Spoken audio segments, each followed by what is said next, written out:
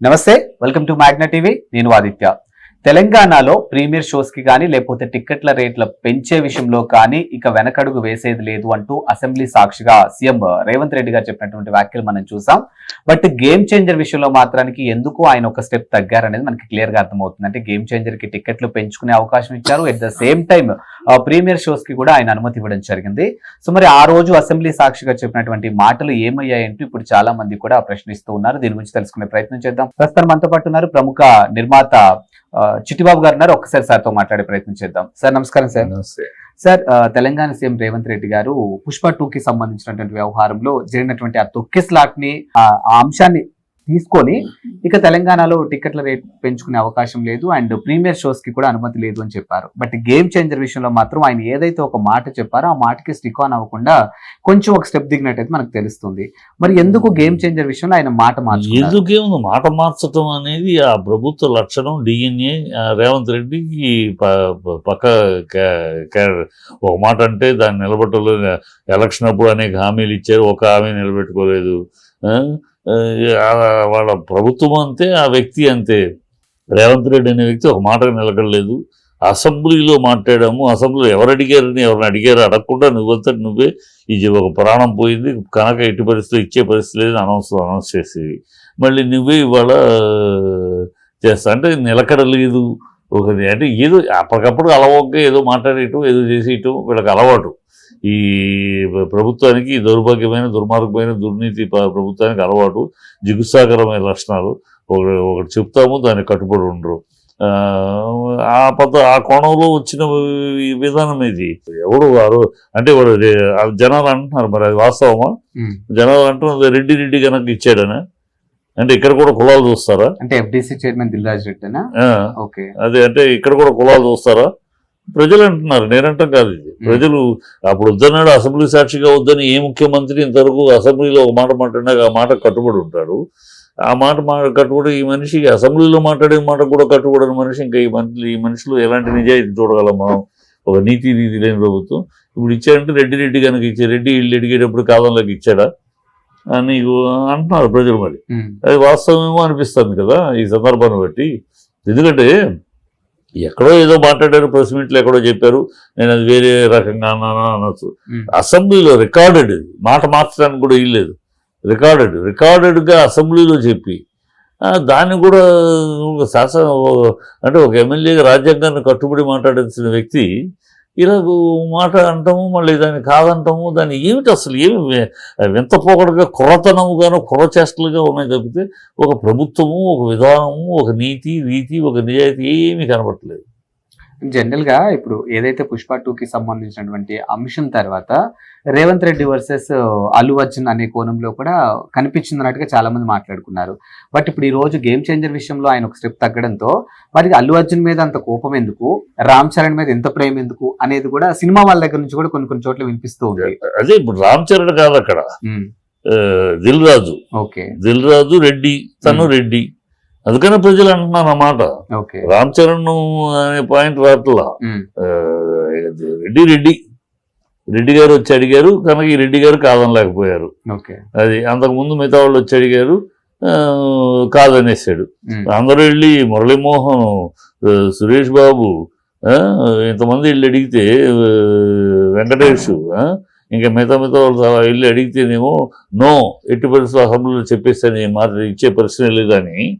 మళ్ళీనేమో బయటకు వచ్చేపు అప్పుడే డ్రామా బయటకు రాగానే ఆ టాపిక్కే రాలేదు. ఆ టాపిక్ రాకుండా ఎందుకు వెళ్ళి కలిసినట్టు ఎవరు అయినా ఊరిని జనాల చెవులో పూలు పెట్టడానికి ఆ టాపిక్కే రాలేదు, చిన్న విషయం అని ఆ రోజు చూసేసి ఇప్పుడు అదే ఆ చిన్న విషయానికే మళ్ళీ పర్మిషన్. ఎంత ఒక డ్రామా, ఒక చిల్లతనము, ఒక చీపు కుర్రతనపు చేష్టలుగా ఉన్నాయి తప్పితే ఒక ప్రభుత్వము, ఒక విధానము ఏమీ లేదు. అదే ప్రజలు నవ్వుకుంటున్నారు. ఎవ్రీ ఇయర్ సంక్రాంతి బరిలో ఖచ్చితంగా భారీ బడ్జెట్ సంబంధించిన సినిమాలు ఉంటాయి, ఖచ్చితంగా స్టార్ హీరోలు ఖచ్చితంగా ఉంటారు. సో ఈ ఇయర్ సంక్రాంతికి చూసుకుంటే ఇప్పుడు రామ్ చరణ్ గారు కానీ లేకపోతే వెంకటేష్ గారు కానీ అండ్ ముగ్గురి కూడా దిల్రాజ్ గారికి సంబంధించిన 3 ఉన్నాయి. 3 దిల్రాజు ఏది ఒక కన్ను పోయినా ఒక కన్ను బాగుపడినట్టు ఏది పోయినా ఏది వచ్చినా ఆయన లాభమే. ఇప్పుడు 3 ఆల్రెడీ గేమ్ చేంజరు పెద్ద బిగ్గెస్ట్ డిష్ అయిపోయింది, ఉష్కాకి అయిపోయింది, బిగ్గెస్ట్ ఉష్కాకి. అది రెండో రోజు మొదటి రోజే ఏంటో దానికి అసలు బజ్జు రాలా. అంత సినిమాకి Shankar direction, Dil Raju producer, Ram Charan hero, ఏం అసలు బజ్జే లేదు. నేను వెళ్ళాను థియేటర్కి, 2:00 షోకి వెళ్ళాను, పొద్దునే ఎందుకులే అని. 2:00 షోకి వెళ్తే సగం థియేటర్ గాలి ఫస్ట్ డే మూడో షోకి రెండో షోకి. అంటే థియేటర్ రేట్లు పెంచడం అనేది ఎంత డిసడ్వాంటేజ్. బాగున్న సినిమాకి రేట్లు పెంచినా ఒకటే, పెంచకపోయినా ఒకటే. బాగాలేని సినిమాకి రేట్లు పెంచినా దౌర్భాగ్యమే, పెంచకపోయినా అన్నట్టు. ఆ సినిమా నేను అసలు రేట్లు పెంచడంలో ఎవడు లోపల రావా.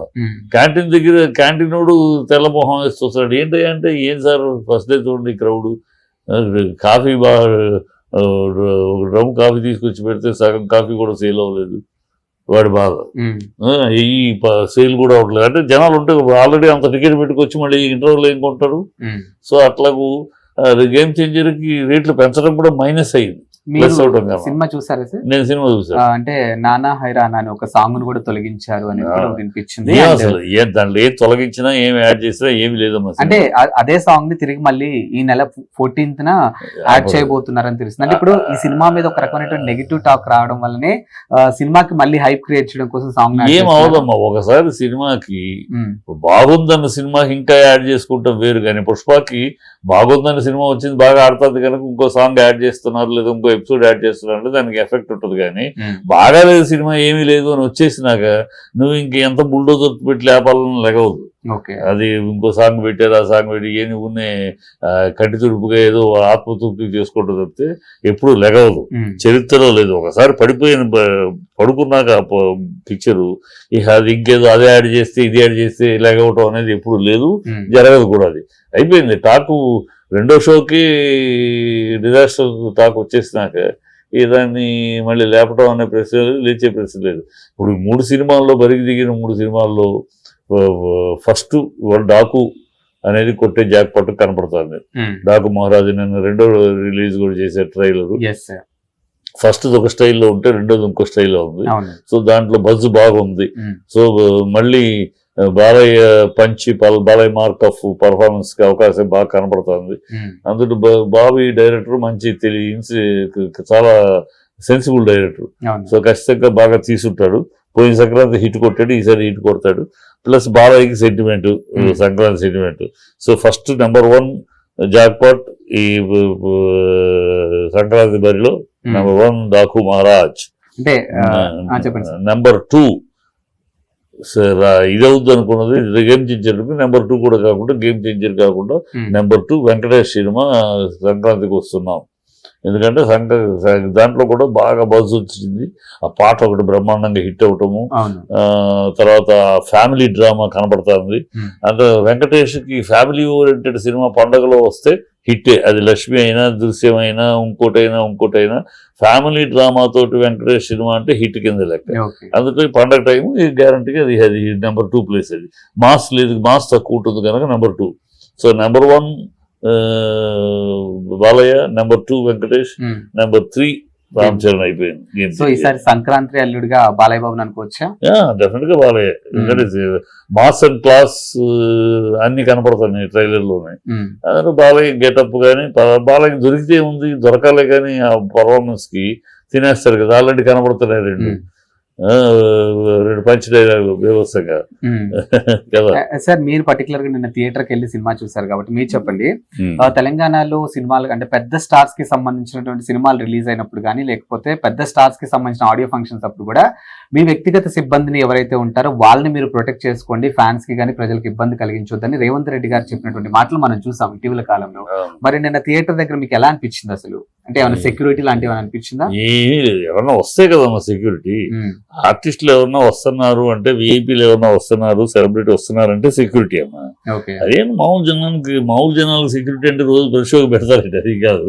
మామూలు జనానికి అవసరం. ఇప్పుడు రేవంత్ రెడ్డి అనేసాడు కదమ్మా. ఇప్పుడు రేవంత్ రెడ్డి మరి రేపు చూడాలి, వాళ్ళ పబ్లిక్ ప్రోగ్రామ్స్ ఉంటాయి కదా, వాళ్ళ కార్యకర్తల మధ్య మీటింగ్లకు వెళ్తారు కదా, అప్పుడు వాళ్ళ సెక్యూరిటీ సంగతి ఏంటి, వాళ్ళ సెక్యూరిటీ ఏం చేస్తారు, వాళ్ళ సెక్యూరిటీని వీళ్ళు చూసుకుంటారా, ఈ బాధ్యత అయినా చూస్తాం. ఫ్యూచర్ ఉంది కదా, ఇంకా ముందు ముసలి పండగని ఏదో ఇక్కడ 4 డైలాగులు కొట్టే కానీ సరిపోదు. రేపు తన సంగతి ఏంటి, తను మీటింగ్కి వెళ్ళినప్పుడు రేపు ఎన్నికలు ఉన్నాయి, పంచాయతీ ఎన్నికలు జిహెచ్ఎంసీ ఆ ఎన్నికలప్పుడు మరి తిరుగుతాడు కదా, అవును. తిరిగేటప్పుడు మరి ఏంటి కార్యకర్తల మధ్యకి జనాల మధ్యకి వెళ్తాడు, వెళ్ళేటప్పుడు మరి సెక్యూరిటీ ఏంటి, ఆ సెక్యూరిటీ అందరిని తోసేస్తారా, లేదు రండి బాబు మీదకి రండి లాగుతారా, ఇవన్నీ రాబోయే కాలంలో చూస్తాం కదా ఆ వింత విన్యాసాలన్నీ.